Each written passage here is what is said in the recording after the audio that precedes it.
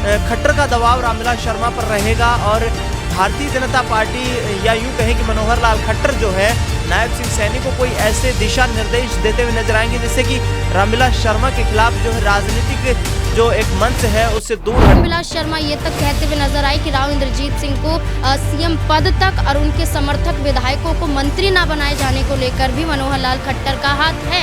खुद रामविलास शर्मा ने ये कहा कि अगर उनका टिकट कटा है और कंवर सिंह यादव महेंद्रगढ़ से चुनाव लड़ रहे थे, ये भी खट्टर की साजिश। महेंद्रगढ़ से पूर्व विधायक, पूर्व शिक्षा मंत्री और एक दिग्गज चेहरा भारतीय जनता पार्टी का रामविलास शर्मा इन दिनों हाईकोर्ट में फंस चुका है। पंजाब हरियाणा हाईकोर्ट की तरफ से एक नोटिस जारी हो गया है जांच को लेकर। रामविलास शर्मा के खिलाफ बड़ी जांच होगी, जहां पंजाब हरियाणा हाईकोर्ट ने रामविलास शर्मा के खिलाफ जांच के आदेश दे दिए हैं, तो वही महेंद्रगढ़ बागौत गांव में पुलिस प्रशासन द्वारा रामविलास शर्मा को क्लीन चिट दे दी गई थी।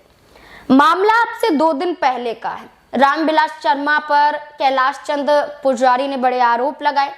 कैलाश चंद पुजारी खुद कहते थे कि 1996 से लेकर 2016 तक वो एक अच्छे दोस्त थे।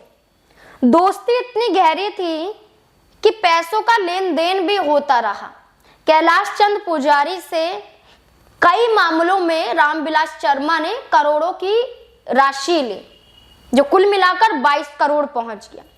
कैलाश चंद पुजारी ने जब अपनी रकम वापस मांगी तो रामविलास शर्मा उन्हें ही धमकाने लगे, राजनीतिक पद का इस्तेमाल करते हुए नजर आए।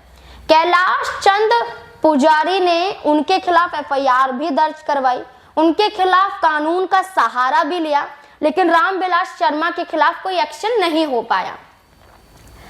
बात करें कैलाश चंद पुजारी की, तो कैलाश चंद पुजारी के बेटे मोहित पर पॉक्सो एक्ट के तहत एक मामला दर्ज करवाया गया।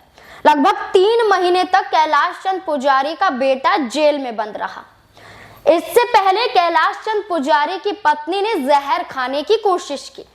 कैलाश चंद पुजारी की पत्नी को तो बचा लिया गया, लेकिन मोहित उनके बेटे को नहीं बचा पाया गया। मोहित पर ये आरोप रहा, ये कहें कि उन्हें पॉक्सो एक्ट के तहत यानी कि दुष्कर्म मामले में, नाबालिग से दुष्कर्म मामले में उन्हें ये सजा सुनाई गई थी। और ये कहा गया कि पॉक्सो एक्ट लगने के बाद, जेल में बंद होने के बाद, इससे परेशान होते हुए उसने खुद को फांसी लगा ली, आत्महत्या कर ली। लेकिन जो उनके पिता हैं कैलाश चंद पुजारी, वो ये कहते हैं कि जब पैसों की वजह से रामविलास शर्मा पर मैंने दबाव बनाया तो उसने उनके परिवार को टॉर्चर करने के लिए ये पूरी योजना बनाई। और इस पूरी योजना के तहत देखा जाए तो कैलाश चंद पुजारी ये कहते हुए दिखाई दिए कि उनका साथ ना शासन दे रहा है ना प्रशासन दे रहा है, इसलिए उन्होंने पंजाब हरियाणा हाईकोर्ट का रुख किया। कैलाश चंद पुजारी कहते हैं आत्महत्या नहीं, ये हत्या है, और इसी हत्या को लेकर पुलिस प्रशासन द्वारा न एफआईआर लिखी जा रही थी, बल्कि कैलाश चंद पुजारी को ही समझाया जा रहा था। अब इस पूरे मामले में देखा जाए तो कैलाश चंद पुजारी ने अपने बेटे के शव का अंतिम संस्कार तक नहीं किया था। मॉर्चरी में लगभग 1 महीने से अधिक तक के समय के दौरान कैलाश चंद पुजारी के बेटे का शव पड़ा रहा, लेकिन अंतिम संस्कार नहीं किया गया।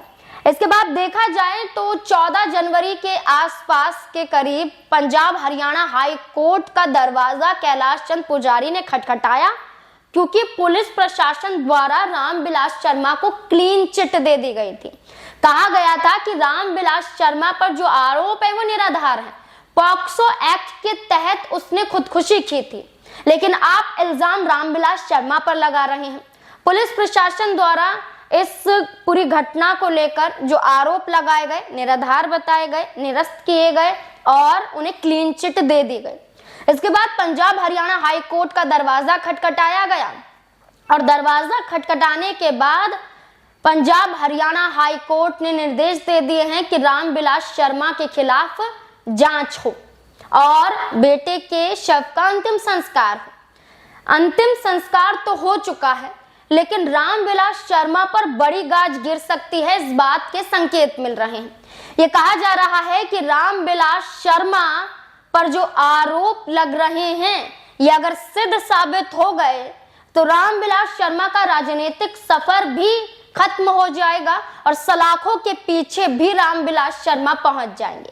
कैलाश चंद पुजारी ने आरोप लगाया कि सिर्फ रामविलास शर्मा ही नहीं बल्कि उनके बेटे और उनके बेटे के साथ कुल मिलाकर 7 से 8 लोग इस पूरे मामले में शामिल हैं, जो धमकाने की कोशिश कर रहे थे, उकसाने की कोशिश कर रहे थे। और उसके बाद रामविलास शर्मा, जिन्हें प्रोफेसर के रूप में देखा जाता है, वो आज एक क्रिमिनल के रूप में देखे जा रहे हैं। अब पंजाब हरियाणा हाई कोर्ट की तरफ से जांच के आदेश तो दे दिए गए, लेकिन अगली सुनवाई तक क्या कुछ सबूत मिल पाते हैं या नहीं।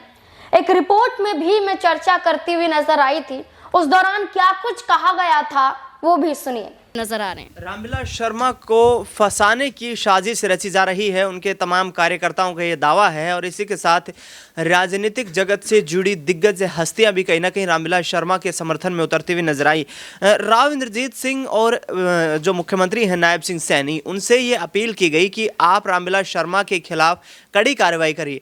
क्या मुख्यमंत्री कोई यहाँ पर कड़ा एक्शन लेते हुए रामविलास शर्मा के खिलाफ नजर आएंगे? बीजेपी के कद्दावर नेता हैं। देखिए, जब तक जांच में ये तय नहीं हो जाता है कि आखिरकार क्या रामविलास शर्मा ने ये करवाया है, क्या उन्होंने अपने राजनीतिक कद का इस्तेमाल करवाया है, जब तक आप कुछ नहीं कह सकते हैं कि मुख्यमंत्री यहाँ पर नायब सिंह सैनी कोई बड़ा कदम उठाते हुए नजर आएंगे। उनके जरिए भी कहा जाता है कि जांच चल रही है, जांच के आधार पर जो भी आरोपी होगा उसे जरूर गिरफ्तार किया जाएगा। देखिए, एक ये भी आधार नजर आ रहा है, ये हम नहीं बल्कि वो बयान दर्शाते हैं जो रामविलास शर्मा के हैं। एक ऑडियो वायरल आज से कुछ दिनों पहले हुआ था, जिसमें वो ये कहते हुए नजर आए थे कि जो हरियाणा के पूर्व मुख्यमंत्री हैं और मौजूदा केंद्रीय मंत्री हैं मनोहर लाल खट्टर, वो ये नहीं चाहते हैं कि जो राव इंद्रजीत के समर्थक हैं या समर्थक विधायक हैं या समर्थक चेहरे हैं वो राजनीति में आगे बढ़े